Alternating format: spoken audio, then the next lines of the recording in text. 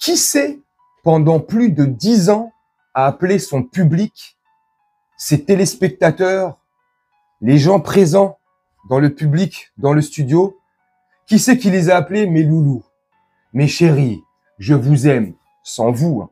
Moi, je ne suis rien, je vous adore même, adorer. Quand on sait la signification des mots, aimer, adorer, adorer est au-dessus d'aimer. Dans la religion, je fais une petite parenthèse, on est censé adorer que son Seigneur. Mais lui, il adore son public. C'est ses chouchous, c'est ses loulous, c'est ses chéris. Bonjour mes petites beautés, j'espère que vous allez bien mes petites beautés. Oh, je vous aime, si vous savez à quel point je vous aime. Bref, c'est pas moi qui le dis, c'est Cyril Hanouna. Est-ce que ce même Cyril Hanouna dit aussi, depuis des années, et au-delà de dire, est-ce que ce Cyril Hanouna ne draguait pas une certaine population du milieu carcéral? Oui ou non? C'est pas moi qui le dis une fois de plus, c'est Cyril Hanouna. Dans beaucoup de ses émissions auparavant, bien avant le 7 octobre, mais depuis le 7 octobre, il s'est passé un truc.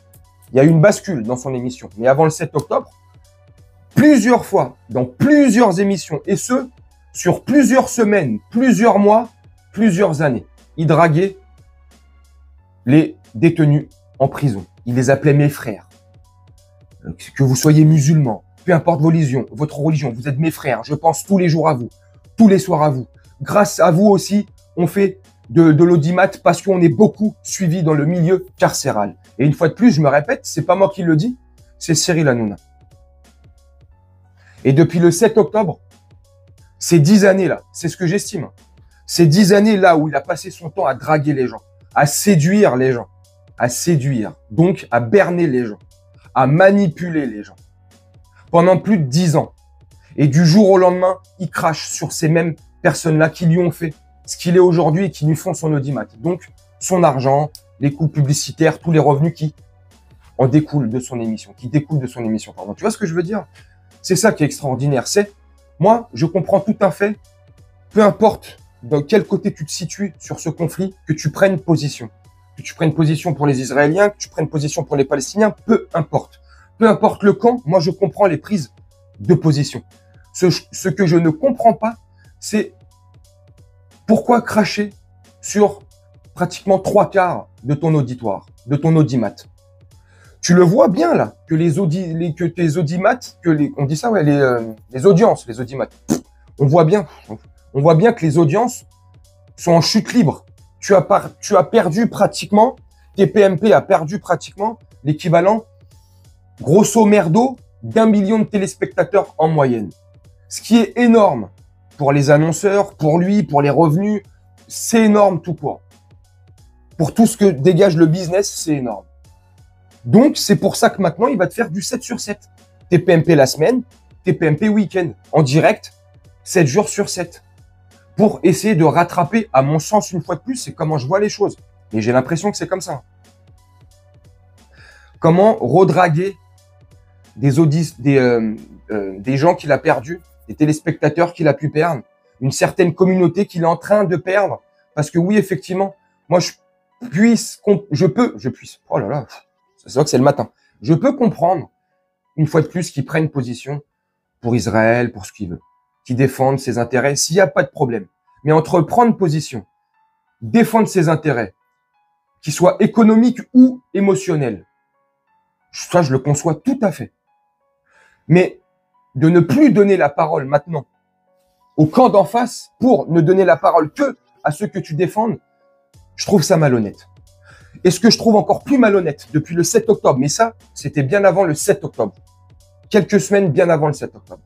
Mais depuis le 7 octobre, combien de personnes de l'extrême droite a-t-il invité sur son plateau? C'est une question que je pose. Maintenant, est-ce que, moi personnellement, ça me dérange pas qu'il invite que des gens d'extrême droite, mais qu'il ne fasse pas semblant, qu'ils ne prennent pas les gens et les téléspectateurs pour des abrutis finis ou des cons pour être vulgaires. C'est ça, moi, qui me dérange avec ce type de personnes et ce type d'émission. C'est cette manipulation à outrance comme ça, en faisant croire que c'est libre, c'est en direct, rien n'est calculé. Tout est calculé.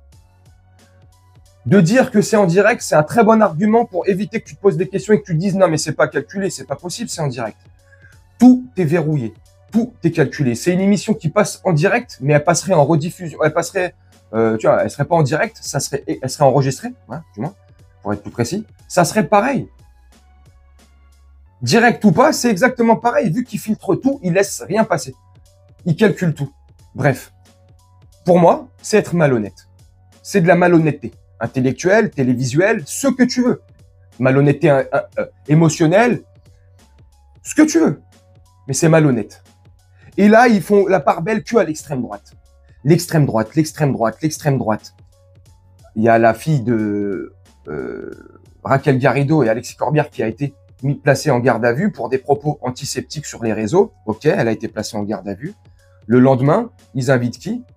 Ils invitent quelqu'un de l'extrême droite pour défoncer Alexis Corbière et Raquel Garrido. Pourquoi? Parce que Hanouna a un litige avec ce couple. Et il veut se faire ce couple. Et il veut se faire LFI. Donc le moindre truc qu'il y aura sur LFI ou sur son parti politique ou sur le couple Alexis Corbière et Raquel Garrido, il va taper dessus. Donc il est impartial. Et il est partial, tu vois. Il est pas impartial du moins, tu vois. C'est personnel ce qu'il fait.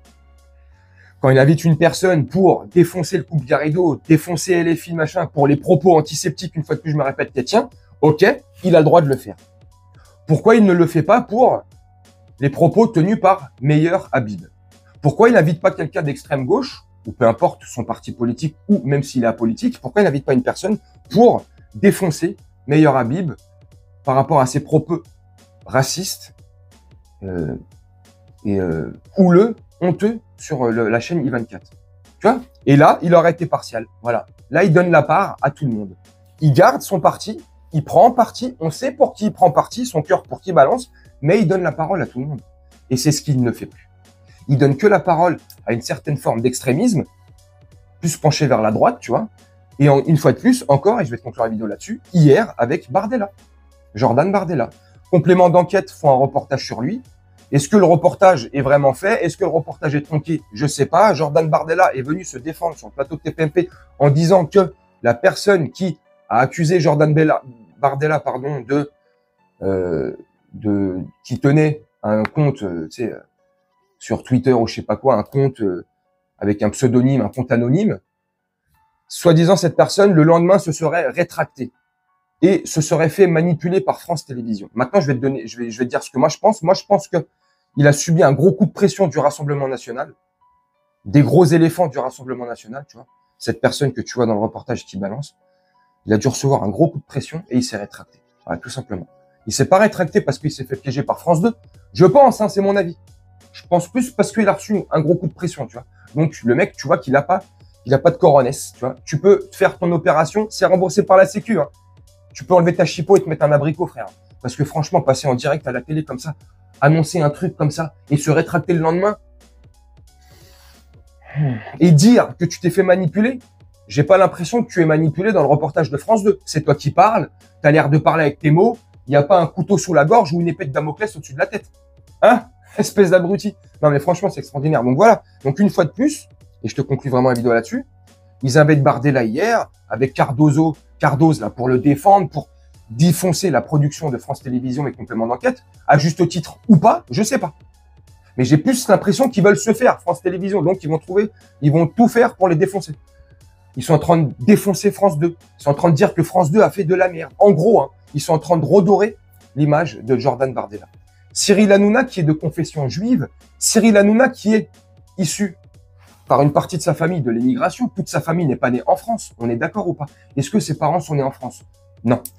Maintenant, ce même parti-là, à qui il fait la part belle et qui redore le blason, dès qu'il peut redorer le blason de ce parti, qui, à mon sens, est un parti pas terrible, mais bon, chacun ses goûts, chacun ses couleurs. Je respecte, malgré tout, ceux qui votent pour ce parti-là. Chacun fait ce qu'il veut, chacun est libre de faire ce qu'il veut, tu vois.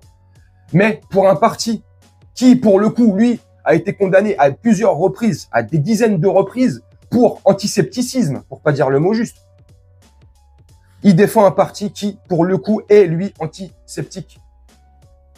Pour une personne qui est de confession juive, c'est à ne plus rien comprendre. C'est comme à l'époque de la Seconde Guerre. Tu vas voir où je veux en venir. Quand Monsieur Ford fournissait les voitures à une certaine milice armée du troisième, t'as compris? Hein? Quand Hugo Boss fournissait des costards à cette même milice armée, cette milice complètement starbée, hein, ces personnes-là étaient pas de confession juive. Si. C'est ouf. Et lui, il fait la même chose, j'ai l'impression. C'est ça que je comprends pas. Enfin, moi, je comprends tout à fait. C'est un gros manipulateur qui prend les gens pour des cons, hein. Bref, mais ça, une fois de plus, chacun ses goûts. Chacun voit midi à sa porte, comme on dit, mais je sais pas. Moi, je trouve ça complètement schizophrénique, en fait, tu vois.